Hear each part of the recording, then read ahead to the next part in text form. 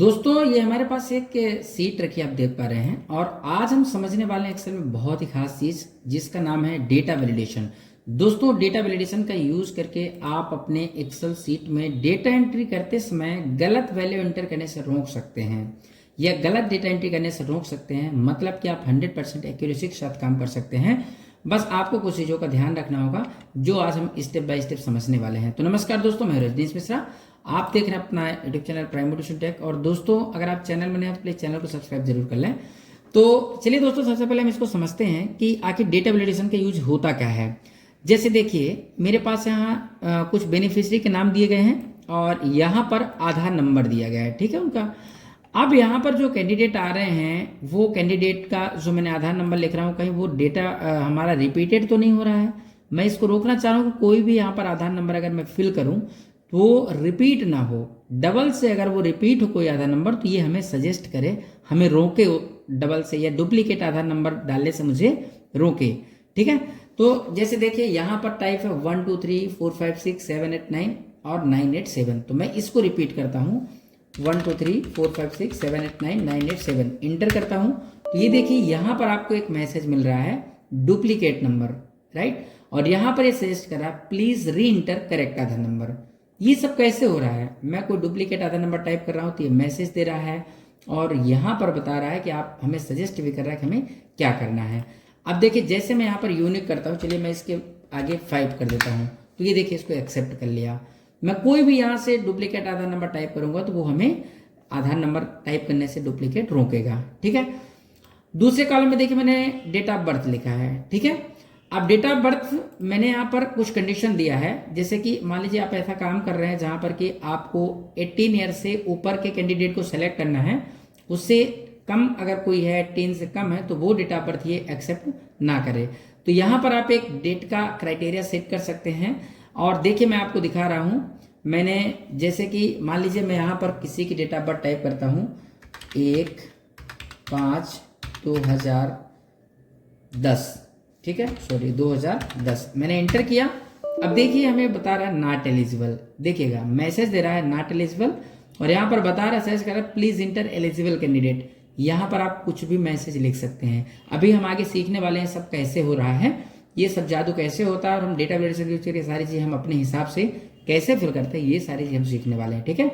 तो ये दो चीज आपने देखा कि हमें गलत डेट ऑफ बर्थ रोक रहा है एंटर करने से, मतलब ये जो मेरा कैंडिडेट है वो 18 ईयर से कम है। अब चलिए मैं इसको रिट्राई करता हूँ। जैसे मैं इसकी डेट ऑफ बर्थ करता हूँ आज के हिसाब से, जैसे मैंने किया यहाँ पर 2000 कर दिया, इंटर किया तो ये देखिए इसको एक्सेप्ट कर लिया है, ठीक है। तीसरे कॉलम में देखिए मैंने रखा है यहाँ पर मोबाइल नंबर। अब मोबाइल नंबर मैंने यहाँ जो फिल किया है, कई बार ऐसा होता है कि गलती से हम मोबाइल नंबर टाइप करते समय हो सकता है कि हमसे मोबाइल नंबर बेसिकली 10 डिजिट का होता है। अब हो सकता है मैं 12 डिजिट टाइप कर दूं या 9 डिजिट 8 डिजिट कुछ कम या ज़्यादा नंबर टाइप कर दूं, तो वो कई बार ऐसा होता है हमारा एक्सेल सीट ले लेता बाय डिफॉल्ट। तो और हम यहाँ पर ये चाह रहे हैं कि हमारा जो मोबाइल नंबर वो 10 डिजिट से कम या ज़्यादा ना ले। तो ये काम देखिए मैं आपको ये भी प्रैक्टिकल दिखाता हूँ। जैसे मैंने कि यहाँ पर कोई भी मोबाइल नंबर टाइप किया और मैं इसको 9 डिजिट का टाइप कर रहा हूँ। ये आप देखें मैं एंटर करता हूँ तो ये देखिए बता रहा है माइक्रोसॉफ्ट एक्सेल। मैंने यहाँ पर मैसेज नहीं दिया है, अभी हम इसके लिए भी मैसेज सीखेंगे कि मैसेज कैसे दे। जैसे अपने मन से माइक्रोसॉफ्ट एक्सेल ये दे रहा है मैसेज, इसके लिए भी हम मैसेज डिसाइड करेंगे कि हमें क्या मैसेज यहाँ पर रखना है, ठीक है। इसी तरीके से देखिए अगली कॉलम में मैंने यहाँ पर सिटी रखा है और सिटी में देखिए मेरे पास यहाँ पर ऑलरेडी एक सिटी आ रही है। इस तरीके से सिटी कुछ लिस्ट आ रही है। मैं अगर इनमें से कोई सिटी सेलेक्ट करता हूँ तो हमारे सेलेक्टेड रेंज में वो सिटी एक्सेप्ट कर पा रहा है, देख पा रहे हैं यहाँ पे इस तरीके से। अब चलिए मैं यहाँ कोई मन से अलग सिटी ऐड करता हूँ। जैसे कि मैंने ऐड किया, यहाँ से ऐड कर दिया मैंने सागर।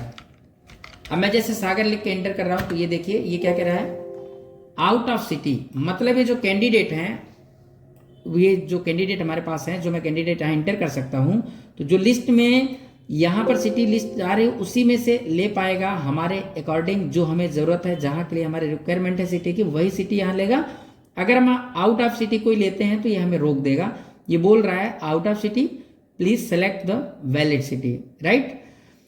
तो कुल मिला के और यहाँ पर आपको ये मैसेज दे रहा है और यहाँ पर अगर आपको है ऐसा कोई सिटी और आप उसको एक्सेप्ट करना चाहते हो तो ये ऐसे मैसेज बता रहा है कि यस, अगर आप यस करेंगे तो उसको एक्सेप्ट कर लेगा और नो कर देंगे तो रिजेक्ट कर देगा। जैसे देखिए मैं यहाँ कोई और सिटी करता हूँ, जैसे मैंने किया सतना, ठीक है, और मैंने जैसे इंटर किया तो ये फिर वही मैसेज दे रहा है, please select the valid city. अब मैं अगर इसको नो करूंगा तो ये बोलेगा कि आपको वैलिड सिटी यहाँ पर सेलेक्ट करना होगा। तो दोस्तों आज की इस वीडियो में यही समझने वाले हैं कि आखिर हम ये सारा काम कैसे किए हैं। तो चलिए हम एक नई सीट में चलते हैं और प्रैक्टिकली तौर पर हम इस चीज़ को समझते हैं कि हम डेटा वैलिडेशन का यूज करके अलग अलग कंडीशन में कैसे हम इसको सीट को अपनी रिस्ट्रिक्ट करेंगे, ठीक है।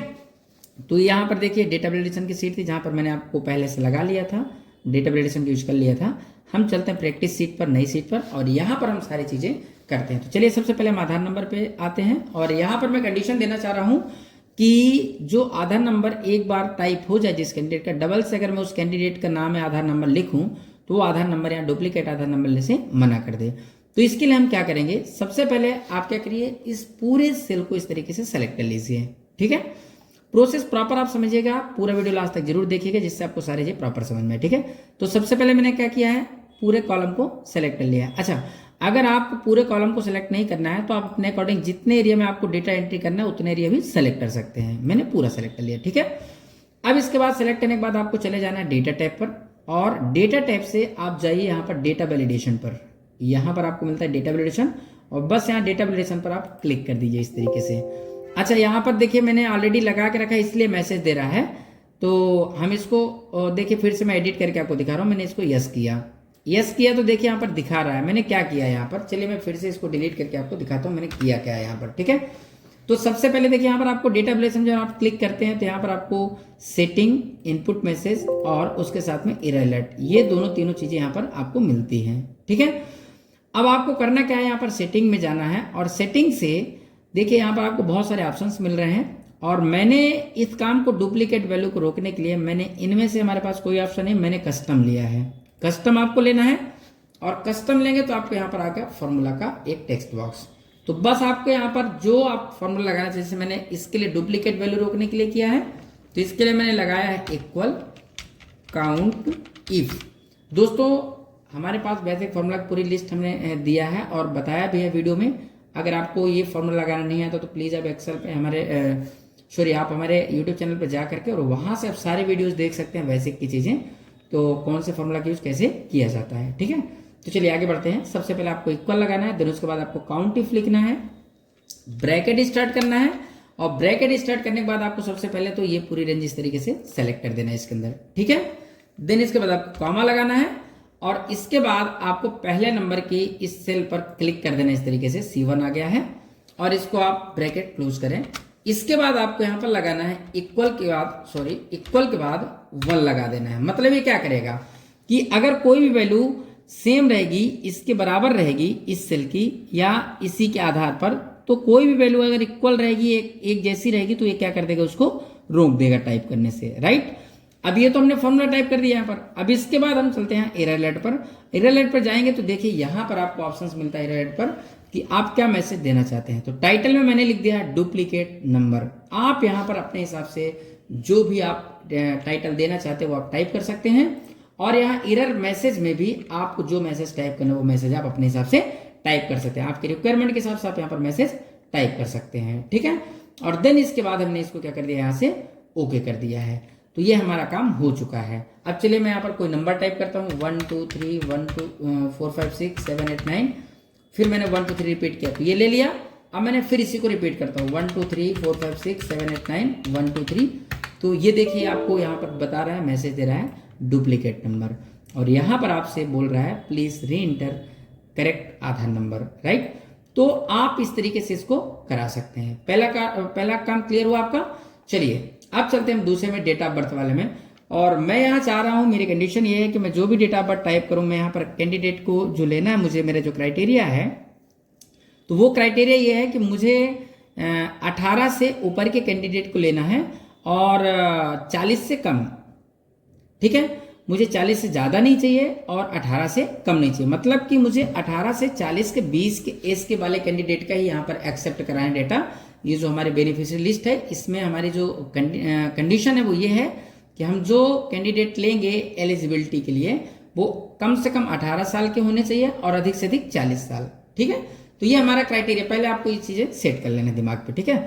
अब उसके हिसाब से अगर हम देखें तो 18 साल से ऊपर कैंडिडेट, मतलब कि देखा जाए तो 2005 के ऊपर के कैंडिडेट जो बात के पहले के रहेंगे वो जो हैं वो 18 से ऊपर के रहेंगे। और 40 के बीच में अगर हम देना चाह रहे हैं तो लगभग आप ये समझ लीजिए कि 1980, तो 1980 से लेकर के और 2005 के बीच के कैंडिडेट को हमें यहाँ पर लेना है। ठीक है, ये हमने डिसाइड कर लिया।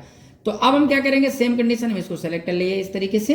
देन इसके बाद डेटा वैलिडेशन पे चलेंगे और यहां आकर के डेटा वैलिडेशन पर क्लिक करेंगे। ठीक है, इसको हमने यस किया। अब यस करने के बाद देखिए ये मैसेज इसलिए आ रहा है कि मैंने यहाँ पर एक बार अप्लाई कर दिया था, उसी सीट को मैंने कॉपी कर लिया था। आपके पास ये मैसेज नहीं आएगा। ठीक है, डायरेक्टली विंडो ओपन होगी। यहां पर आपको फिर से सेटिंग पे चलना है और सेटिंग पे देखिए मैंने यहाँ क्या क्या किया है। मैंने यहाँ पर सबसे पहले अलाउ में मैंने यहाँ पर डेट लिया था। यहाँ आप देखिए पहले मैंने कस्टम लिया था, अब मैंने दूसरा ऑप्शन सेलेक्ट किया यहाँ से डेट। ठीक है, क्योंकि मुझे डेट का लगाना है यहाँ पर वैलिडेशन देना है, तो मैंने डेट सेलेक्ट किया। और डेट में भी यहाँ पर आपको बहुत सारे ऑप्शंस मिलते हैं कि किसकी कौन सी डेट के लेना है। तो मैंने यहाँ पर बिटवीन सेलेक्ट किया है कि मुझे, चूंकि मेरी कंडीशन ये है कि मुझे कहाँ से कहाँ तक के। अब देखिए मैंने यहाँ 1950 लिखा था, अब मैं यहाँ पर 1980 कर दे रहा हूँ। ठीक है, क्योंकि मुझे 1980 से लेकर के और 2005 के बीच के सभी कैंडिडेट को लेना, ये हमारे एलिजिबल कैंडिडेट हैं। राइट, तो सबसे पहले आपको यहाँ से अलाउ में डेट लेना है, देन इसके बाद डेटा में बिटवीन सेलेक्ट कर लेना है। इसके बाद आपको जिसके बीच के कैंडिडेट लेना वो आप यहाँ पर अपने हिसाब से आप डेट को सेलेक्ट कर सकते हैं। ठीक है, अब उसके बाद आप यहाँ पर एरर अलर्ट पे जाएंगे और एरर अलर्ट पे अपने हिसाब से यहाँ पर दे सकते हैं। जैसे मैंने स्टॉप दिया स्टाइल में और यहाँ पर मैंने टाइटल पे लिख दिया है नॉट एलिजिबल और यहाँ पर मुझे प्लीज इंटर एलिजिबल कैंडिडेट। ठीक है, या फिर अपन यहाँ पर जो भी डेट मैसेज लिखना चाहते हैं हम यहाँ पर वो लिख सकते हैं। जैसे मैंने इसके आगे और जोड़ दिया है, please inter eligible candidate between 18 to 40 year. ठीक है, तो ये मैंने मैसेज यहाँ पर और ज्यादा ऐड कर दिया। ठीक है, और बस आपको इसको कर देना है ओके।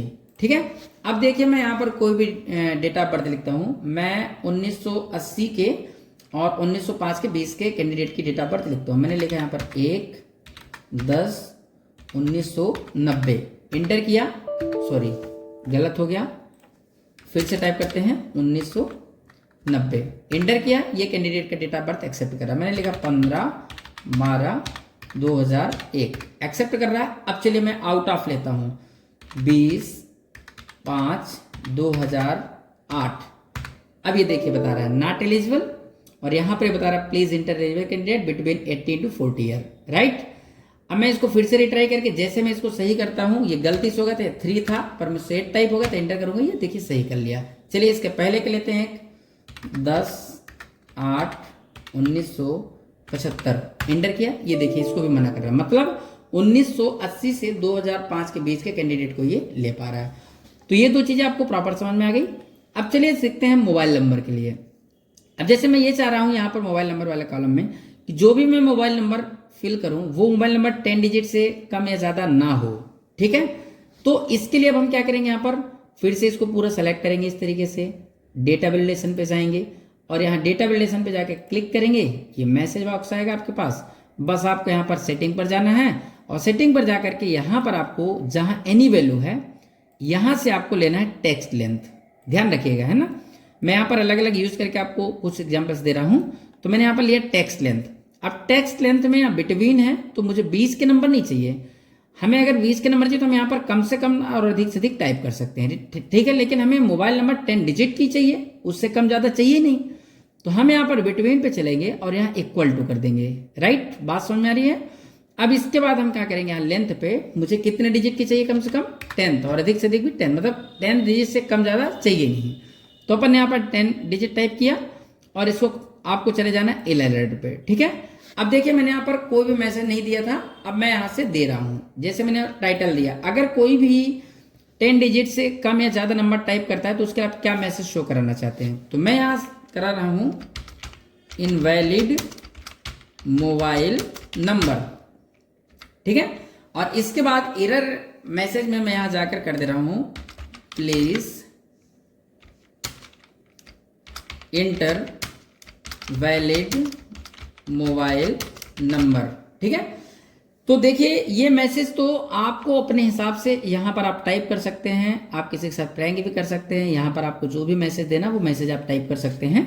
और इसके बाद मैंने इसको कर दिया ओके। अब देखिए मैंने जैसे ओके किया हमारा काम हो चुका है। चलिए मैं यहाँ पर एक सही नंबर टाइप करता हूँ, ठीक है, 10 डिजिट का टाइप किया, एक्सेप्ट कर लिया। चलिए मैं कोई नंबर ऐसा टाइप करता हूँ जो 10 डिजिट से कम होगा या ज़्यादा होगा, इंटर किया। ये देखिए ये बता रहा है आपको मैसेज दे रहा है इनवैलिड मोबाइल नंबर, और यहाँ पर बोल रहा है please inter valid mobile number. ठीक है, फिर से हम रिट्राई करेंगे और देखेंगे अपना कि यार ये मेरा नंबर तो 9 डिजिट का है, तो हम यहाँ क्या करेंगे, सही सही नंबर टाइप कर देंगे। तो दोस्तों इस तरीके से आप इसका यूज कर सकते हैं। उम्मीद है कि आपको ये भी समझ में आ गया होगा अच्छे से।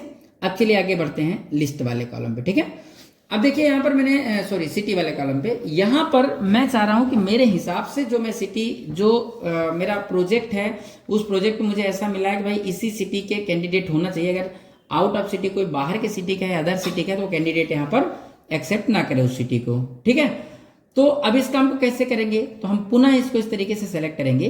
अब फिर से हम चलेंगे डेटा वैलिडेशन पर। ठीक है, यहाँ डेटा वैलिडेशन पर जैसे आप जाएंगे, ये आपके पास डेटा वैलिडेशन डायलॉग बॉक्स आया। बस यहाँ पर आपको सेटिंग पे जाना है और यहाँ से जहाँ पर आपने एनी वैल्यू लिया है यहाँ से आपको ले लेना है लिस्ट। दोस्तों ध्यान रखिएगा, स्टेप बाय स्टेप चीज़ों को प्रॉपर समझने की कोशिश करेगा। और अगर कोई चीज़ आपको डाउट लगती है या आपके मन में सवाल होता है तो आप कमेंट बॉक्स में ज़रूर बताएं। हम कोशिश करेंगे पूरी कि हम आपके डाउट को सॉल्व कर पाएँ। ठीक है, तो यहाँ से मैंने लिस्ट सेलेक्ट किया। अब इसके बाद यहाँ सोर्स में क्या करना है आपको, लिस्ट की देखिए मैंने पहले से एक लिस्ट बना लिया है यहाँ पर सिटी की कुछ, और आप भी ऐसे बना सकते हैं पहले से। ये मैंने पूरी रेंज यहाँ से सेलेक्ट कर लिया। ठीक है, अब इसके बाद हम चलते हैं एरर अलर्ट पे। ठीक है, अब एरर अलर्ट पे चल के हम यहाँ पर क्या शो कराना चाह रहे हैं, जैसे अगर हमारे इन सिटी से कोई बाहर का है, यहाँ कोई अदर सिटी गलती से टाइप हो जाती है या कैंडिडेट हमारे पास गलत सिटी से आ जाता है, तो ये क्या करे, तो इसके लिए मैं यहाँ से वार्निंग दे देता हूँ। ठीक है, इस तरीके से सेलेक्ट कर लिया मैंने वार्निंग। एक्चुअली वार्निंग देने में बेनिफिट क्या रहेगा, अगर स्टॉप कर देंगे तो वो स्टॉप पे रोक देगा, वही सिटी लेगा जो लिस्ट में से है। तो मैंने यहाँ पर वार्निंग सेलेक्ट कर लिया। वार्निंग में क्या करेगा कि कई बार ऐसा होता है कि बाद में डिसाइड हुआ कि इस सिटी के कैंडिडेट भी ले लेगा, तो फिर अगर हम वार्निंग देंगे तो हमें यस नो का ऑप्शन मिलेगा। चलिए अभी हम देखते हैं कैसे। तो चलिए मैं यहाँ पर टाइटल दे देता हूँ कि ये कैंडिडेट अगर इस लिस्ट से बाहर के हैं तो वो क्या बताए कि ये कैंडिडेट जो है आउट ऑफ सिटी है। तो मैंने टाइटल पे दे दिया आउट ऑफ सिटी। ठीक है, इसके बाद एरर अलर्ट पे चलते हैं, यहाँ पर एरर मैसेज पे चलते हैं और यहाँ टाइप कर दे रहे हैं please select valid city from drop down list. देखिए दोस्तों ये मैसेज आप अपने हिसाब से लिख सकते हैं, मैंने अपने हिसाब से लिख दिया। मैंने ये कहा है कि अगर कोई भी आउट ऑफ सिटी का कैंडिडेट यहाँ पर टाइप हो जाती है उसकी कोई बाहर की सिटी, तो वो ये मैसेज दे कि आउट ऑफ सिटी कैंडिडेट है और यहाँ पर बताया please select valid city from drop down list, इस तरीके से। और जैसे हम इसको ओके करेंगे तो देखिए हमारा काम अब यहाँ हो चुका है। देखिए मैं यहाँ पर जाता हूँ, यहाँ से मुझे सब में ड्रॉप डाउन लिस्ट इस तरीके से मिल रही है, तो मैं कैंडिडेट की इस तरीके से लिस्ट यहाँ से सेलेक्ट कर सकता हूँ। ठीक है, अब अगर मैं यहाँ से कोई गलत सिटी टाइप करता हूँ, तो चलिए मैं यहाँ पर टाइप कर देता हूँ सागर। ये मैंने सागर टाइप किया। मैं सागर टाइप करके जैसे इंटर कर रहा हूँ तो ये देखिए बता रहा है आउट ऑफ सिटी। पहले हमें इन्फॉर्मेशन दे रहा है आउट ऑफ सिटी और ये बता रहा है please select valid city from drop down list. अब अगर यहाँ पर कंडीशन ये है कि अगर मान लीजिए कि आपको ये सिटी एक्सेप्ट कराना है तो आप इसको यस कर देंगे तो एक्सेप्ट कर लेगा इस तरीके से। और अगर आप यहाँ पर कोई भी कैंडिडेट कैसी है, जैसे मैंने फिर से टाइप किया कटनी। अब मैंने कटनी टाइप करके जैसे इंटर करूंगा तो ये देखिए बता रहा है प्लीज, ये फिर बता रहा है आउट ऑफ सिटी, बता रहा है please select valid city from drop down list. अब मैं अगर इसको नो कर दूंगा तो ये सिटी को नहीं लेगा, एक्सेप्ट कराएगा। ठीक है, तो दोस्तों इस तरीके से हम इस काम को मैनेज कर सकते हैं। डेटा वैलिडेशन का यूज करके हम अपने सीट को एक तरफ से कहें तो रिस्ट्रिक्ट कर सकते हैं कि हमें अपने कौन से कॉलम में क्या डेटा, क्या रेंज का डेटा रखना है, क्या डेटा रखना है, क्या क्राइटेरिया रखना है, वो सारी चीज़ें हम यहाँ से बना सकते हैं, यूज कर सकते हैं। तो दोस्तों उम्मीद है कि आपको पूरी चीज़ें समझ में आई होगी प्रॉपर। दोस्तों अगर वीडियो अच्छा लगा तो लाइक शेयर करना बिल्कुल ना भूलें और कमेंट बॉक्स में कमेंट करके जरूर बताएं कि वीडियो आपको कैसा लगा। अगर अच्छा लगा तो आप प्लीज़ लाइक शेयर जरूर करें। तो चलिए दोस्तों मिलते हैं नए वीडियो में नई इन्फॉर्मेशन के साथ।